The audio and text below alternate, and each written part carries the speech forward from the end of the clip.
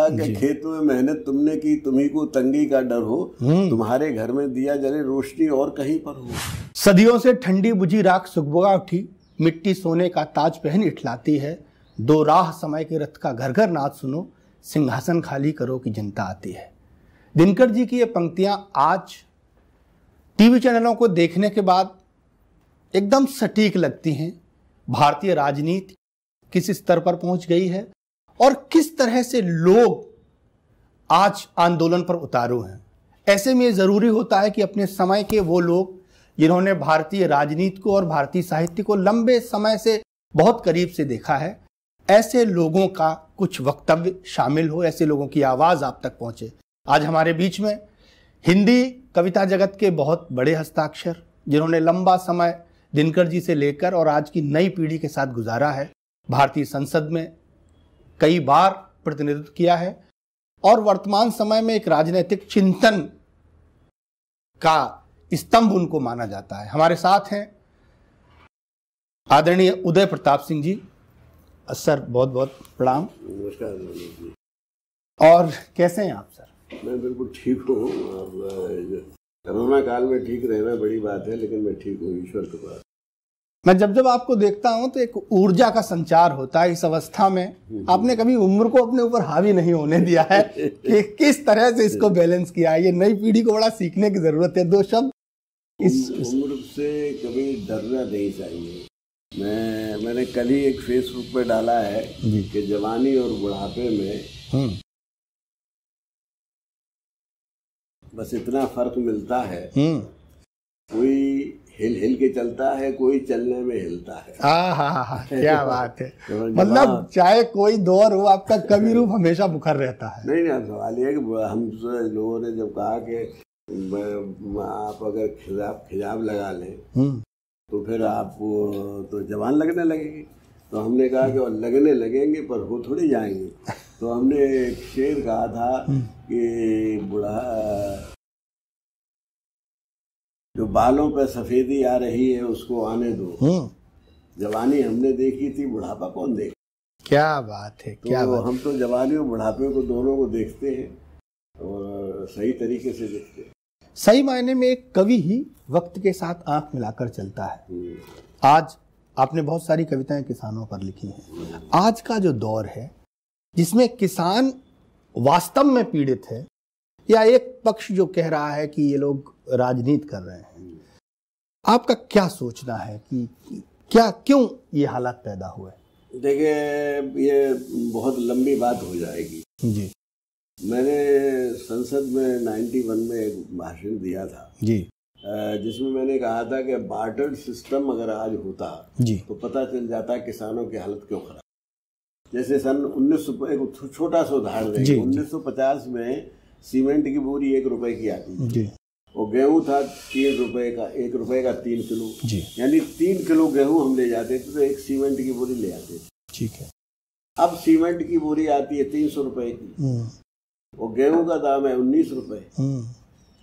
तो 300 रुपए लाने में हमको कम से कम कितनी बोरी, 25 बोरी ले जाए, कितनी बोरी? बिल्कुल बिल्कुल। तो जो सामान पहले 3 बोरी में लेता था 3 सेर में, वो अब 25 सेर में लेता है। ईंट जो थी उस वक्त 7 रुपए 1000 थी। आज ईंट जो है वो कम से कम 8-9 हजार की 1000 है ना। तो 8000 की 1000 है। तब 1000 ईंट 7 रुपए की आती थी, यानी 21 किलो गेहूं में तब 1000 ईंट आती थी। आज उसे कई क्विंटल देने पड़ेंगे। और उसका कारण क्या है कि और चीजें जो आदमी पैदा करता है उसके दाम वो निर्धारित करता है। कपड़ा बनता है, दर्जी निर्धारित करता है कितनी सिलाई लेंगे, लोहार से करता है, कुम्हार करता है, लेकिन जो किसान है वो उसका दाम और उसका काम और लागत सबका निर्धारण गवर्नमेंट करती है। और वो इसलिए करती है कि अगर कहीं अनाज महंगा हो जाएगा तो गरीब आदमी क्या खाएगा। तो ऐसा नहीं है कि वो, लेकिन वो वजह कुछ भी सही, लेकिन उसका भोग जो है किसान को भोगना पड़ता है। दूसरी बात है, किसान 2 तरह के, एक बहुत किसान बड़े किसान है, 85% किसान मझोले और छोटे किसान हैं, तो उसमें कुछ तो ऐसे हैं जो सिर्फ अपने लिए ही पैदा करते हैं जी। ये जो आपके जो नए कानून आए हैं, ये जो है उन लोगों की तो बात ही नहीं कर रहे हैं। वो तो बिल्कुल ही मर जाएंगे, वो तो कहीं के रहेंगे नहीं। फिर दूसरी बात है, किसान अपने ही इन जो 3 बिल आए हैं, ये किसान विरोधी बिल इसलिए हैं कि तीनों के तीनों, जैसे किसान अपने ही खेत में मजदूर हो जाएगा अगर ये लोग ले लेंगे, और इसको, और इससे सिर्फ कॉर्पोरेट हाउसेस को फायदा होगा, किसान को कोई फायदा होना नहीं है। इसको जरा विस्तार से बताएं। जैसे एमएसपी जो है, जो सारा मुद्दा है वो एमएसपी के लिए है। तो मैं आपसे ये कहता हूँ कि जैसे एमएसपी का ये है कि ये जो मिनिमम सपोर्ट प्राइस है जी, वो निर्धारित तो कर देते हैं, लेकिन मंडियों में तो थोड़ा बहुत चलता भी था। बाकी और जो है जो बिचौलिए होते थे, और वो जो लोग तो अपनी मर्जी से करते थे। लेकिन अगर ये जो बिल आएगा, इसमें तो पूरी, जब बड़ा आदमी करेगा, कॉर्पोरेट हाउस, मझौली जो गांव के बिचौलिए होते थे, वो फिर भी उनको मुरब्बत होती थी, लेकिन ये जो है इनको तो कोई होगी नहीं। कहीं अगर इन बिलों में ये भी कह देते कि जो मिनिमम प्राइस नहीं देगा, सपोर्ट प्राइस, उसके खिलाफ कार्रवाई होगी, ये बहुत गलत बात। अब होगा क्या है, कारपोरेट हाउस तो कोई बड़े आदमी तो बनेंगे, उनके जो नौकर चाकर होंगे वो किसान से जिस तरह से बात करते हैं वो हम सब जानते हैं जी। उन्होंने कहा कि आपके गेहूं में थोड़ा सा ऐसा है, गेहूं अभी आपका मीठा है, या आलू मीठा है, या चावल खराब है, तो वो अपने मनमानी से निगोशिएशन का जो किसान में और एक कॉर्पोरेट हाउस के नेगोशिएशन होगा, तो आप समझ लीजिए कि क्या होगा बिना पढ़ा लिखा किसान। अगर एक जगह ये भी कर देते ये कि जो सपोर्ट प्राइस से कम लेगा उसको सजा होगी, या उसको हम वो करेंगे, तो हम मानने को तैयार हो जाते। तो न तो किसान अपनी जमीन का मालिक रहेगा, किसान अपनी जमीन पर मजदूर हो जाएगा, किसान अपने से और नेगोशिएशन की उसकी पावर ख़त्म हो जाएगी, और वो हर हाल में मारा जाएगा। दूसरी बात, मंडियां समिति बर्बाद हो जाएंगी। जब मंडी समिति बर्बाद हो जाएंगी कि जब तो क्या होगा, मैं एक छोटा सा उदाहरण देता हूँ आपको। पुराने जमाने में गांव में कोल्हू चलते थे जी। तो कोल्हू जो था, गांधी जी कहते थे कॉटेज इंडस्ट्री जो है वो घर घर में चलनी चाहिए। तो कोल्हू एक तरह की कॉटेज इंडस्ट्री था। एक बैल आदमी ले आता था, अपना तेल पेरता था, पूरे गांव का काम करता था। फिर किसी ने लगा दिया एक्सपेलर वाले ने 1 रुपया दाम कम कर दिया तेल का। हमने जो भोक्ता है वो 1 रुपया बचाने के लिए उसने एक्सपेलर से लेना शुरू कर दिया, कोल्हू बंद हो गए। फिर एक्सपेलर ने दाम बढ़ा दिए, और मैं जितना पहले कम किए थे वो उससे दुगने करके उससे दुगना लाभ कमा लिया। फिर एक ने लगा दिया तेल मिल, तो एक्सपेलर भी बंद हो गए। वही काम मिल वाले ने किया, 1 रुपया कम कर दिया। फिर जब एक्सपेलर सब बंद हो गए तो उसने उसका दाम, तब उसकी इजारेदारी हो गई, उसकी जिसे कहते हैं कि एकाधिकार हो गया जी। तो उसने फिर करता है ये जो तेल का उदाहरण मैंने दिया, ये इनके साथ होगा। ये पहले तो किसान 1 रुपया ज्यादा दे सकते हैं, मंडी जो है, जो मंडी का हाँ, लेकिन जब मंडियां बंद हो जाएंगी तब किसान को शोषण करने के लिए ये बिल्कुल जंगल राज हो जाएगा। जंगल में जो ताकतवर होता है वो गरीब को दबा लेता है। दूसरी बात, इसमें जो कानूनी व्यवस्था की गई है कि अगर कोई विवाद हो तो उसमें सबसे पहला एसडीएम है, दूसरा डीएम है जी। अब किसान डीएम के सामने और एक कॉर्पोरेट हाउस का मैनेजर, डीएम किसकी सुनेगा?